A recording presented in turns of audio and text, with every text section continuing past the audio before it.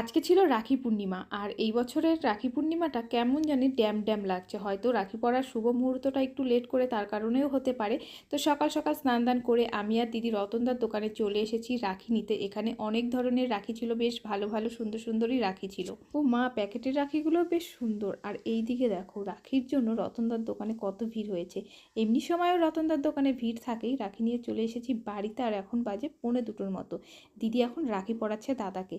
প্রত্যেক বছর আমি রাখি পরাই, দিদি ভিডিও করে, এবার দিদি রাখি পরাচ্ছে, আমি ভিডিও করছি।